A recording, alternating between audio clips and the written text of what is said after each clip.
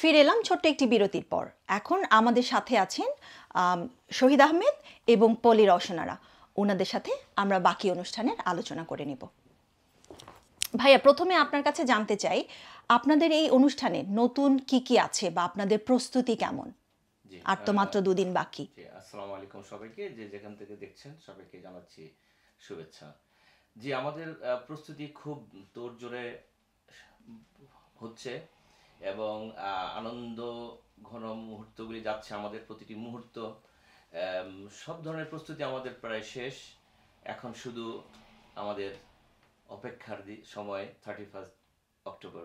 ওকে, তো পিঠা উৎসবের মতন অনুষ্ঠান কিভাবে আমাদের সংস্কৃতিকে জীবিত রাখবে বলে আপনি মনে করেন? অবশ্যই আমাদের এই এই যেই ধরনের আমরা উৎসব করছি, এটা অবশ্যই আমাদের টার্গেট হচ্ছে শিশুরা, বাচ্চারা, যারা আমাদের পরবর্তী প্রজন্ম। এটাই আমাদের টার্গেট। এইভাবে আমরা জীবিত রাখতে চাই যে ওরা যখন এই প্রোগ্রামে আসবে, এই উৎসবে আসবে, তখন দেখবে নানি দাদিরা এখানে স্টল থাকছে, আমাদের এখানে নানি দাদিরা কিভাবে পিঠা বানাচ্ছে। হ্যাঁ, তারপরে সবাই মিলে আনন্দ ফুর্তি করছে এই প্রোগ্রামের ভিতরে, এবং নানান বাংলাদেশি কালচার থাকছে। তো এইটার একটা বীজ তাদের ভিতরে তৈরি হয়ে যাবে। দেন ওরা পরবর্তীতে এই সেম আমাদের এই ধারাবাহিকতায় ওরাও এই ধরনের প্রোগ্রাম করবে, বাংলা কৃষ্টি কালচারকে তুলে ধরার চেষ্টা করবে। মানে এই অনুষ্ঠানের মাধ্যমে গুটি গুটি পা হাত ধরে আমরা আমাদের পরবর্তী প্রজন্মের হাতে তুলে দিতে চাই। তো এখান থেকেই আসছে আপনার কাছে যে পিঠা উৎসব মানে কি? স্মৃতি, নাকি সংস্কৃতি, নাকি আনন্দ? আচ্ছা, পিঠা উৎসব মানে আপনার প্রশ্ন অনুযায়ী তিনোটাই স্মৃতি। আমরা যারা ছোট সময়, একটু যেই কথাটা বললাম যে ছোট সময় যেগুলি দেখে আমরা বড় হয়েছি, সেটা একটা স্মৃতি আমাদের জন্য। এবং এখন যেটা আমরা আমাদের বাচ্চাদের বীজ বুনে দিতে চাচ্ছি, সেটা ওদের জন্য একসময় স্মৃতি হয়ে যাবে। আর আনন্দ তো অবশ্যই আমাদের এই আনন্দ ভাগাভাগি করে নেওয়া, আমাদের বাংলাদেশি কালচারের ভিতরে যেটা পড়ে, আমরা একজন একজনকে খুব কাছে টানতে চাই এই ধরনের উৎসব দিয়ে। তো অবশ্যই তিনটাই আমি মনে করি।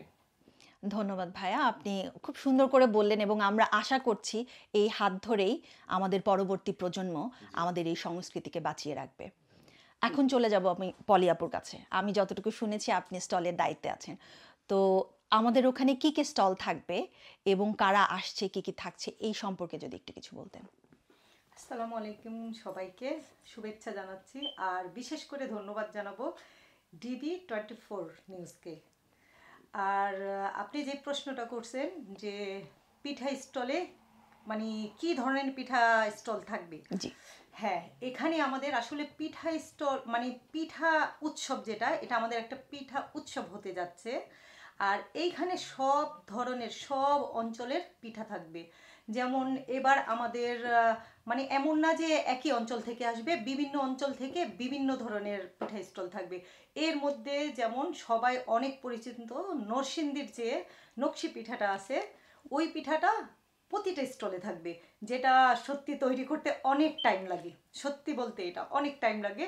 কেন, ওই যে আমাদের যেমন এবার সবসময় থাকে এটা, প্রতি বছর হৃদয় আমার বাংলাদেশের এই প্রোগ্রামে নানু দাদুর একটা পিঠা স্টল থাকে। ওই পিঠা স্টলের ওই নকশি পিঠাটা মানে পিঠার উৎসবটা শুরু হওয়ার একটু পরে শেষ হয়ে যায়, আমরা যে পাই না।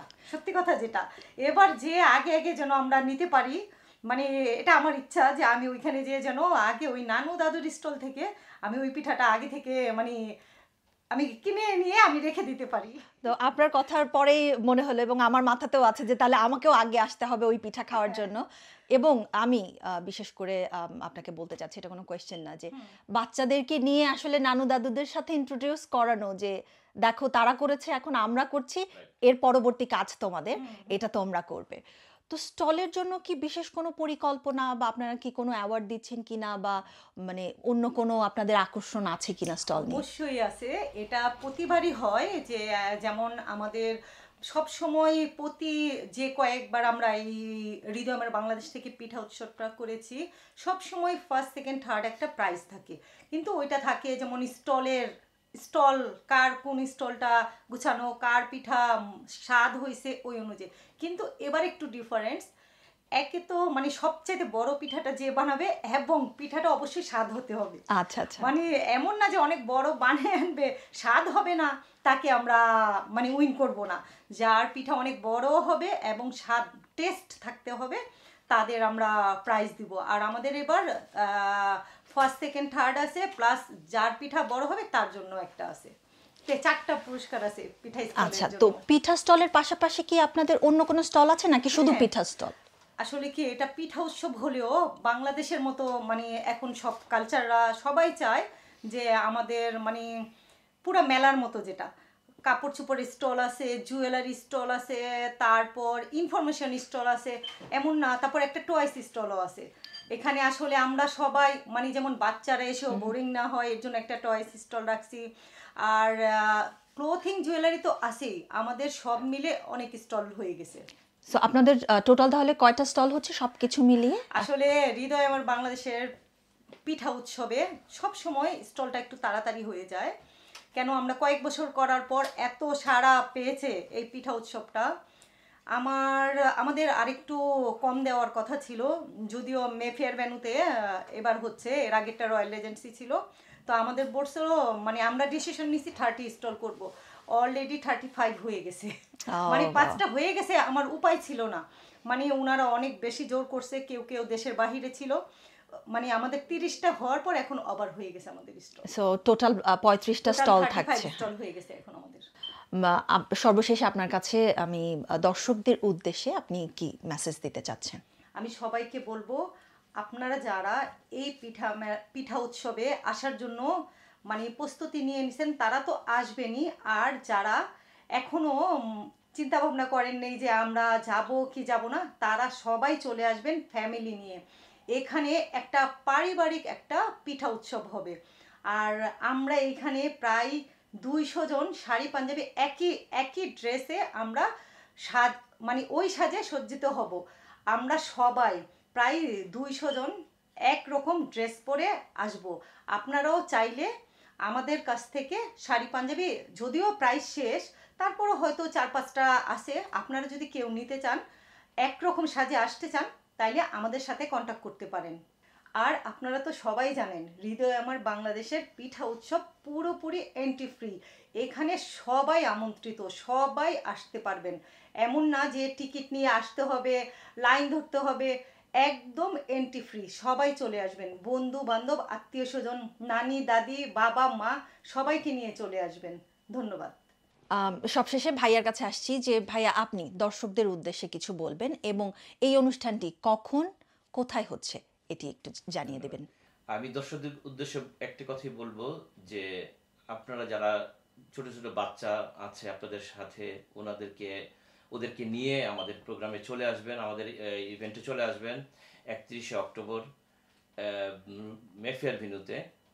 তো আমার আরেকটু কথা ছিল, সেটা হচ্ছে যে আমরা যে বাচ্চাদেরকে প্রায়োরিটি দিচ্ছি প্রতি বছরের মতো, তো যারা অংশগ্রহণ করেছে আমাদের এই গান এবং কবিতা আবৃত্তিতে, গজলে, তাদের সবার জন্য আমরা সম্মানিত করব তাদেরকে। সবাই স্টেজে উঠবে, সবাইকে আমরা সার্টিফিকেট দিব, ওদের ছোট গিফট আছে সেটা দিব, কাউকে আমরা বিমুখ করব না। এইটা দেওয়ার এটাই কারণ, ওরা উৎসাহিত হবে, ওদেরকে আমাদের সামনে নিয়ে আসবো আর কি। প্রত্যেকটা বাচ্চা যাতে স্টেজে উঠে নিজেকে মানে মনে করে যে আমি স্টেজে উঠলাম, খুশি হয়, নেক্সট ডে তারা আরেকটু ভালো কিছু করার চেষ্টা করবে, এটাই আমাদের চাওয়া। তো দর্শকদের অবশ্যই বলবো যে আপনারা সবাই আসবেন। হৃদয় আমার বাংলাদেশ তরফ থেকে যেই ইভেন্টটি হতে যাচ্ছে, অবশ্যই সবার সাথে দেখা হবে। ধন্যবাদ সবাইকে। ধন্যবাদ আপনাদের দুইজনকে, দারুণ একটি সময় কাটালাম। দেখা হচ্ছে উৎসবে। আলোচনার আনন্দে সময় কেটে গেল একদম অজান্তে। তাহলে মনে রাখবেন 31শে অক্টোবর 2025 মেফেয়ার ভেন্যু, রংপুর। আয়োজনে হৃদয়ে আমার বাংলাদেশ। সবাই আসবেন পরিবার পরিজন নিয়ে। দেশের স্বাদ লন্ডনের প্রাণে। আমি সাইমা হোসেন আজকের প্রোমো পটলাকে পিঠার গল্প থেকে বিদায় নিচ্ছি। দেখা হবে উৎসবে, যেখানে থাকবে হাসি, গান আর পিঠার মিষ্টি ঘ্রাণ।